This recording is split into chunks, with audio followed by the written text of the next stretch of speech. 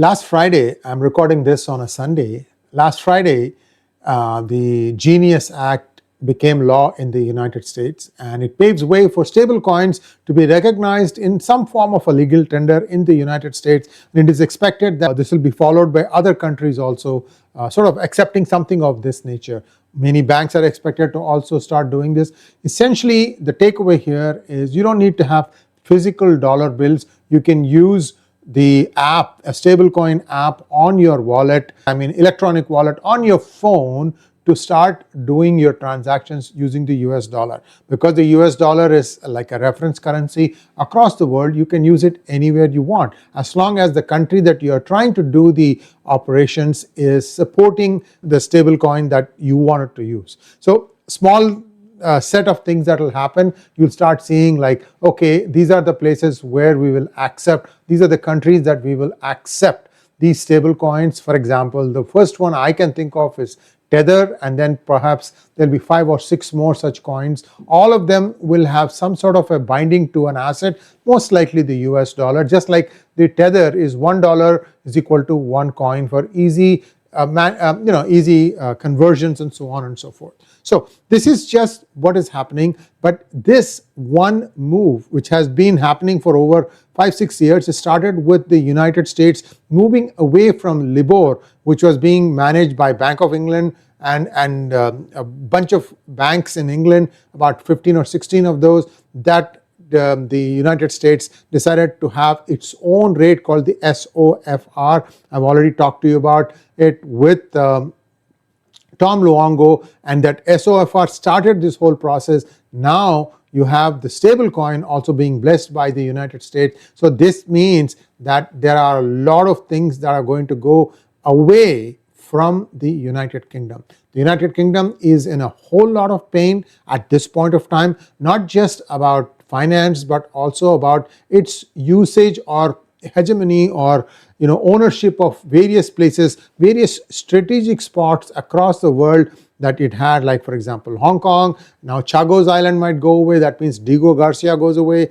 Then who knows when Gibraltar is also going to go away. All this is discussed here as slowly the sun is starting to set on the British Empire. Small slide deck to share with you. Please like, share and subscribe to our channel. And also those of you who have watched Britain, you shouldn't write Britain off. It was written off many times and it found a way to come back strongly. I don't know this time if the Brits have it in them, whether the Brits have the grit, the determination to bounce back. Let's wait and see how that goes. That will probably be in the next few decades, and we'll see how that goes. First of all, let's take a quick look at why I'm saying all this, looking at what started with perhaps the handing over of Hong Kong to China. See, in 1947, when they gave freedom to India and Africa and many countries in the Caribbean, the imperial influence, that is the British Empire's influence, still persisted in global finance, diplomacy, military projection and control over territories. The 1956 Suez Canal episode first gave the huge dent to United Kingdom because they thought the US will support it, and the US decided not to support it, and that was the first big blow they had. They found out that they could not enforce their writ on Egypt, which wanted to nationalize the Suez Canal. It's a story for a different day. You can take a look at it. You can go back and look at the reference links as to what happened. That was the first time that after the Second World War, people said, Britain, you no longer have the power that you used to once have. Now, even the little things about finance, diplomacy and military projection and control, all those are eroding fast. First thing that happened was the 1997 handover of Hong Kong to China, but they had a lot of conditions. It was a conditional handover. China signed up to every condition and broke every one of it, or will continue to break every one of it. China doesn't care anything about British feelings or the overseas British passport holders of Hong Kong origin. They don't care shit about all this stuff. They are saying, okay, we are owners of this and we are just going to plow ahead. And what about Macau? Well, that was a Portuguese century. I haven't done my research on that, so maybe some of you can update me on what happened to Macau. I think that also is now completely under Chinese control.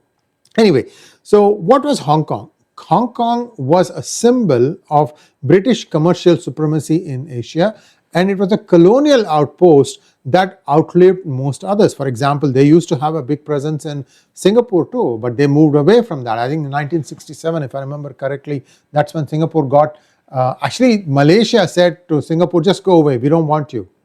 So between 47 and 67, a lot of things happened in this area. I have to keep up with that. Point I'm trying to say is Singapore was not something that British really coveted. They said, okay, let's stay with Hong Kong. Hong Kong stayed with them till 1997. Even at that point, in 1993, there was an agreement signed between the United States and Hong Kong, where United States allowed the Hong Kong dollar to peg against itself in a very narrow band. I'm not sure of the numbers, but it is somewhere upwards of 7.75 to 7.85. The numbers may be a little bit off. One of you can look up Google and update. But this is the peg that the United States dollar has with the Hong Kong dollar. Today, every export or every sale to China, in and out of it, is most likely happening in the Hong Kong dollar. Now, the United States does not question how the Hong Kong dollar translates itself into the renminbi. This is something that they are not looked at, although my guess is that if the United States takes the peg off of the Hong Kong dollar, then that dollar will fall from 7.75 to maybe even 25, because that is the real value right now. So there is a lot of overvaluation of the Hong Kong dollar at this point of time. This is according to me, just because of what it is, backing up, the renminbi. But anyway, so that's a topic for a different day. That is one of the Brahmastras that US has in its hands. If it does that, it might even do that if China were to invade Taiwan. China has to be mindful of the kind of blowback that it's going to get from the world.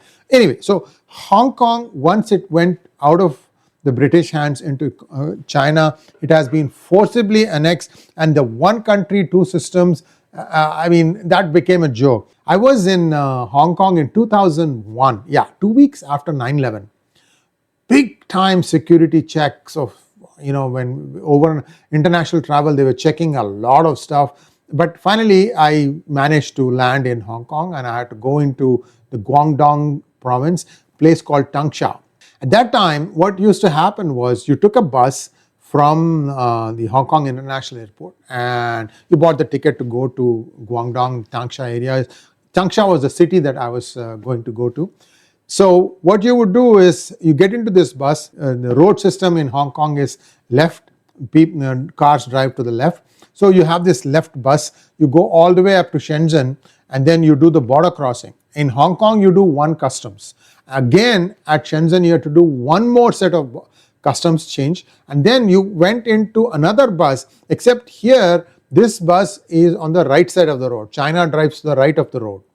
What you would get is a mirror equivalent of your seat that you had in the Hong Kong bus. In other words, 7B will be located mirror opposite of that, and you would go and sit there and then you would carry on with your journey. This whole process of jumping in and out of this thing would take hours. So it was like traveling 100 miles into China took like 6-7 hours. It was a big, painful experience. Why I'm saying all this is that was what one country, two systems meant.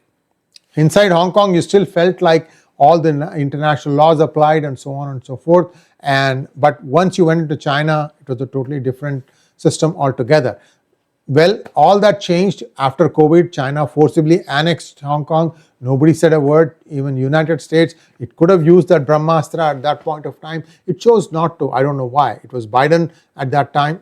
Well, if UK couldn't do much, UK could have egged USA do something about this, but nothing happened. UK's ability to influence things in Hong Kong completely gone, even though there's a fair amount of diaspora of Hong Kong origin living in the United Kingdom today. So this tightening grip of China over Hong Kong told that the United Kingdom had completely lost its teeth its power to control events across the world. That was not all. In 2019, the International Court of Justice ruled that United Kingdom should end its administration of the Chagos archipelago, which includes Diego Garcia, a critical US military base. Now, after that, the UN General Assembly voted overwhelmingly to support the ICJ ruling. This is not ICC. ICJ is actually respected. The UK, once able to impose its will globally, now faces declining legitimacy in international law. That is the reality. Today, nobody is looking at British laws or occupation of various areas. Everywhere it is being questioned.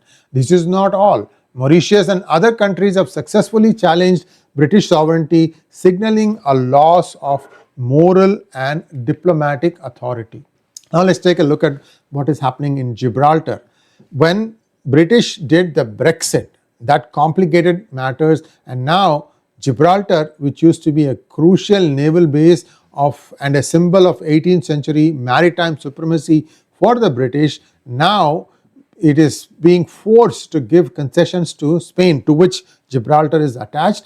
And now what they are talking about in 23-24, last year, proposals included placing Gibraltar as part of the Schengen. Schengen is the thing that is one passport to go through most of EU nations.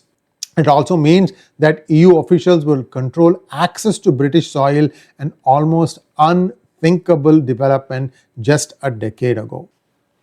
So this is as far as its geographical properties across the world are concerned. I think they still own Falkland Islands, although it is something where Argentina might again decide that, well, we are going to just go and occupy Falkland Islands. And I don't know if this time the British will be able to go and fight it out. I don't think they have the taste for it now. Well, anyway, we'll see how that goes. Now, the next one, Libor and the LSE, the London Stock Exchange. What is happening? The world of finance that the United Kingdom had built up is beginning to crumble. If you remember my conversation with Tom Luongo, he was talking about how Libor practically ran the basis for all the agreement that used to be signed on top, whether it was your home loan or your auto loan or refinancing or even arbitrating between two countries on what loan terms to use and so on and so forth. And Libor got kicked out in the United States. United States has its own equivalent called the SOFR, Secured Overnight Financing Rate, and India has its own equivalent. It used to have MIBOR, that's gone. Now India has SORR, Secured Overnight Rupee Rate. Very similar along the lines of what the SOFR is doing. So many countries now are walking away from England. That means City of London, Deep State, all these people are now beginning to blink as to wondering as to where their financial hold on the world is going to go next. See, we told you about the London Interbank Offered Rate.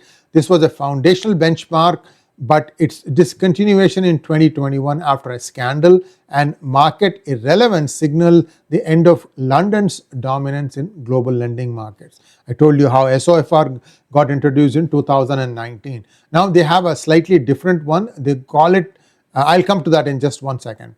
The London Stock Exchange has increasingly lost listings to the New York Stock Exchange and the Nasdaq.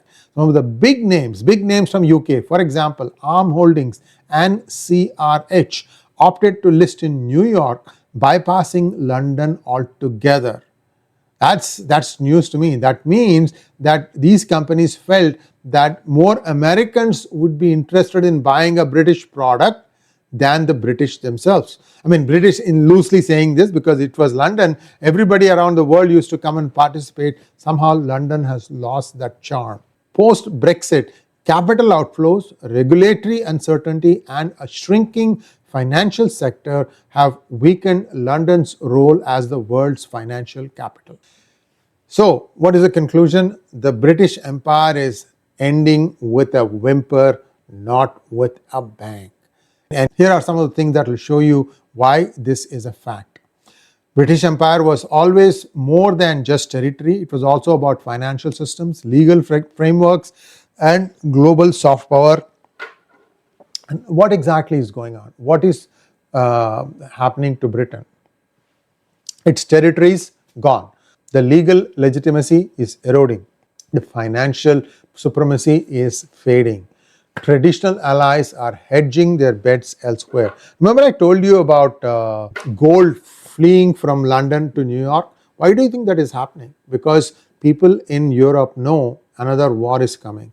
And the same thing happened before the onset of the Second World War. So history, in a way, is repeating itself. Are you ready for it? That's the question. Now, like the Roman Empire's transition from grandeur to irrelevance, Britain's influence has quietly declined through symbolic surrenders and structural losses, culminating in a post-imperial present marked by nostalgia more than power. So this is where things stand as far as Britain is concerned. I hate to break the news to my British friends, but you knew this coming for the last 15-20 years. And what to do? It's been like a slow ship losing control and headed towards the iceberg. Thanks for watching. Please like, share, and subscribe to our channel. Don't forget to click on the bell button for notifications. Namaskar.